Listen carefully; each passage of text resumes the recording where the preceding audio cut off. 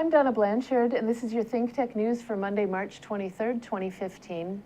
Israel's Prime Minister Benjamin Netanyahu formally apologized today for his statement last week that Arab citizens were voting, quote, in droves. President Obama, other world leaders, American Jewish leaders, and many Israelis have denounced that warning as anti-democratic, race-baiting, and fear-mongering. Mr. Netanyahu said, "I know that my comments last week offended some Israeli citizens and offended members of the Israeli Arab community. This was never my intent. I apologize for this." In Yemen, as President Abd Rabbu Mansour Hadi seeks to regain control of the capital, Sana'a, from the Shiite Houthi movement, Al-Qaeda in the Arabian Peninsula and the Islamic State are poised to exploit that conflict and create what could be Yemen's worst conflict since the 1994 civil war. For years, Yemen has defied all the odds and proved wrong those who said it was on the brink of civil war and about to collapse, Faria al-Muslimi, a researcher with the Carnegie Middle East Center, said. But we may have run out of miracles. United Nations mediator Jamal Benomar said on Sunday that Yemen had been pushed toward the edge of civil war, that he believed neither the Houthis nor Hadi could win.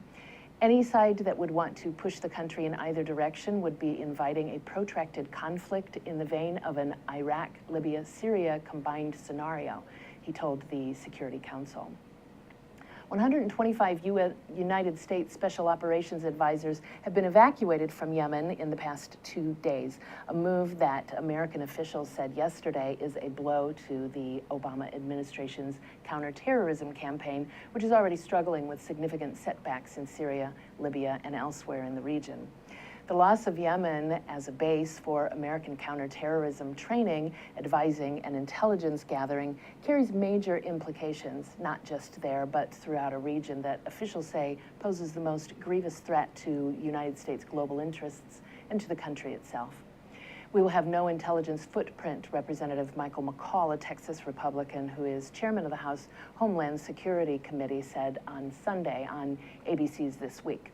Good intelligence stops plots against the homeland. Without intelligence, we cannot effectively stop it. More graduates of Hawaii's public high schools are enrolling in college. A report released today by Hawaii P20 Partnerships for Education says the college-going rate for public high school graduates was 56% in 2014. That's 2 percentage points higher than last year and up 6 points from 5 years ago. The national college-going rate for last year's graduating class is 66%. The high schools with the highest growth are Kaleho, Waimea, Wailua, Waipahu, and Waianae. Kalini High School had the highest graduate rate at 77%. The State Department of Education's goal is 71% college-going rate by 2018. I'm Donna Blanchard, and this has been your Think Tech News for Monday, March 23rd, 2015. Ahui ho.